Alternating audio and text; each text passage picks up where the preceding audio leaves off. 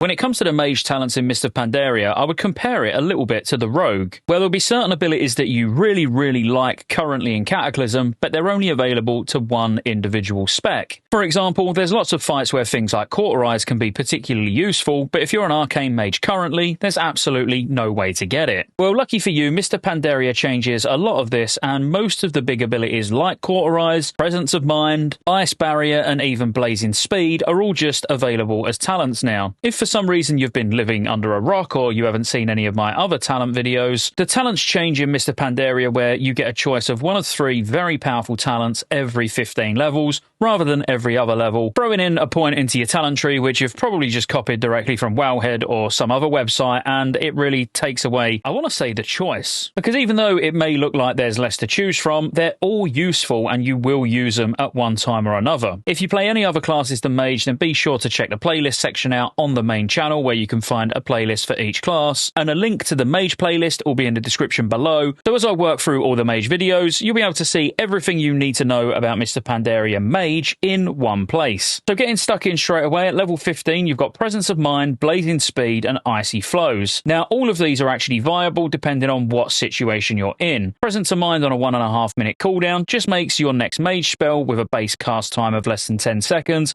become instant cast. This also isn't on the GCD, so you're not punished for using it. Now for Frost and Arcane, whilst this is a small DPS increase if you can stand still at all times, to get instant Pyroblast off as Fire, even though Fire isn't really going to be as viable as Frost is in Phase 1, this is going to be pretty much the go-to, but exclusively for Fire. Next up is Blazing Speed, which is on a 25-second cooldown, and it suppresses movement slowing effects and increases your movement speed by 150% for 1.5 seconds. Now this isn't on the GCD and you can cast it while you're currently casting something else, so if you need to move really quick from A to B and for some reason Blink's on cooldown, this can be particularly useful. Now personally, I prefer Icy Flows because Icy Flows has got 3 charges on a 20-second recharge timer, and it allows you to move while casting and channeling the next Mage spell that has a base cast or channel time less than 4 seconds. Now you can cast this while you're currently casting a spell, so if you're halfway through a Frostbolt, for example, and you need to move,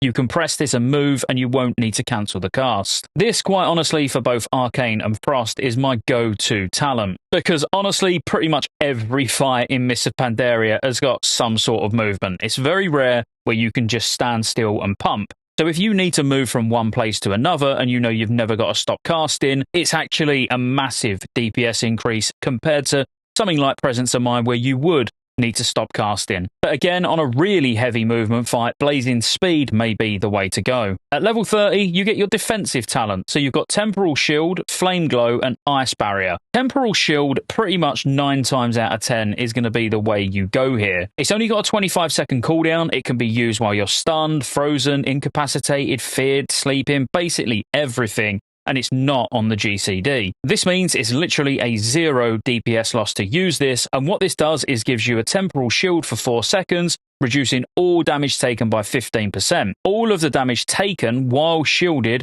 will then be healed back over 6 seconds. Now, to be quite honest, this is an amazing talent and probably what you're going to use most of the time. If you're a bit lazy and you don't want a button to press though, you have got Flame Glow. Now this just protects you with fiery energy, absorbing X amount of damage from each attack against you up to a maximum of 30% of the attack. So this is kind of, you just talent it and forget about it. You're just naturally going to take a little bit less damage, but both Temporal Shield and Ice Barrier are stronger than this in my opinion. But finally, Ice Barrier. You'll probably be familiar with this if you've played a Mage quite literally ever and you've been Frost. It just gives you a shield absorbing X amount of damage, and it's normally a reasonable amount of damage to be fair. It lasts a minute and spellcasting won't be delayed by damage while the shield holds. Now it's important to note that Ice Barrier is on the GCD, so it will be a small DPS loss to use it, whereas Temporal Shield is just overall a better talent and not on the GCD. But if you just don't want to worry about casting anything at all, then Flame Glow will probably be for you. Next up are your CC talents at level 45, and quite honestly this just comes down to what's going on in the fight as to which one you use, because for example on Will of the Emperor there's lots of adds that you can control and keep stacked up where Ring of Frost will be really strong. Ring of Frost probably isn't anything new to you, but it's on a 45-second cooldown,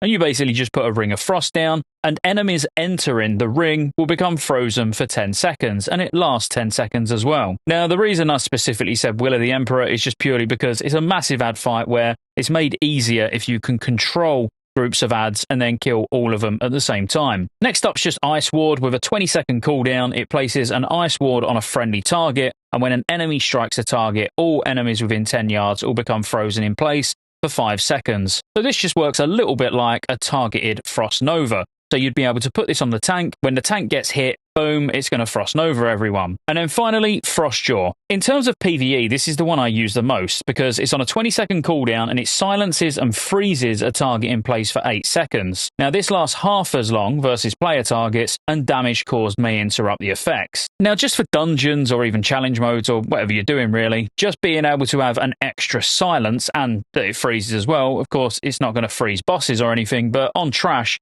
it's just a bit more useful in most cases than Ring of Frost. But again, it really comes down to what you're doing as to which one of these you're going to use. At level 60, you get your big survival talent. So as I alluded to at the start of the video, Cauterized is one of those options. But firstly, Greater Invisibility. So it's on a 1.5 minute cooldown and it instantly makes the caster invisible. So you've not got that ramp up time with your normal invisibility. It's going to reduce threat and remove 2 damage over time effects. It lasts 20 seconds and obviously if you attack anything, it's going to take you out of invis. But damage taken is reduced by 90% while invisible and for 3 seconds after coming out. So obviously this can pretty much be used like a dispersion from a Shadow Priest, for example. But there's many fights where they put very harmful dots on. So as a way to be able to get rid of those as well, this is amazing. In fact, I prefer this over Cauterize for lots of bosses. Obviously, Cauterize can be used very intelligently to not move out of things that would ordinarily kill you, or use it for things like we do in Cataclysm with Zonos bouncing the ball solo,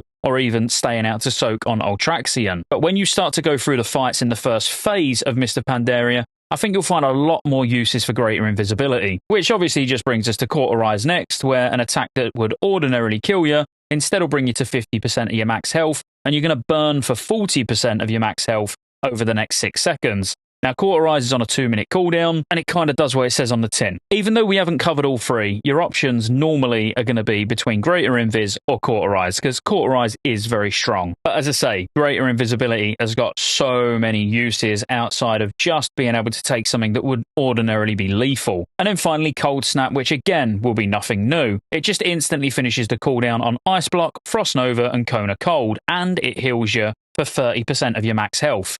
It's on a 3-minute cooldown and it can be used while stunned, frozen, incapacitated, all of that jazz, and it's not on the GCD. Now, if you can find multiple uses for Ice Block in a fight, then this could be a really good one as well. Because if there's a specific ability that you're using Cauterize for example, and you know you're going to use it twice in a fight, you could use Cold Snap to be able to just Ice Block twice in a fight instead, and it's not going to put any additional strain on the healers like Cauterize does, especially after Cauterize initially procs, because then you're going to need lots of healing if you're not ice blocking the burn off. But again, all 3 of these are viable. You're just going to have to use which one is actually the best on a fight-by-fight basis. Level 75 is absolutely epic because this is where you get your bomb. So you're either going to have Living Bomb, Frost Bomb, or Nether Tempest. Now, all of these are fairly cut and dry. There's not really an occasion where you would go outside of the rules that it really sets on the talent itself. It's very rare where a talent actually up front tells you, use this with this amount of enemies. But these talents do, where, for example, Nether Tempest, it tells you it's stronger when applied to 3 or 4 targets. Living Bomb is strongest when applied to 1 or 2. And then finally, Frost Bomb is strongest when it can hit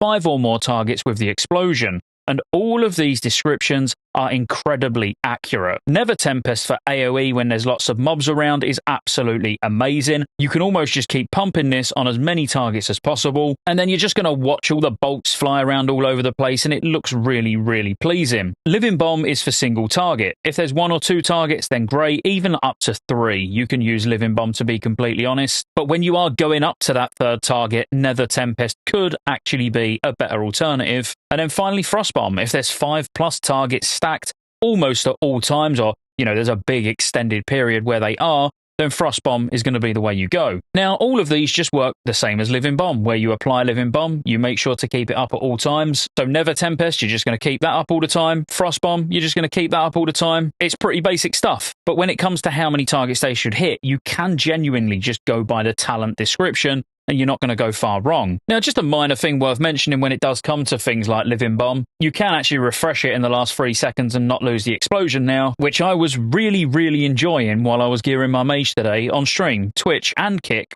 Scottejaye87 on Twitch, Scottejaye on Kick. Hopefully see you there. But they're your 3 different bombs anyway. But just in case you was thinking, oh, if I'm Arcane, I'll use Nether Tempest. If I'm Fire, I'll use Living Bomb. And if I'm Frost, I'll use Frost Bomb. That's not the case. What School of Magic they deal is completely irrelevant.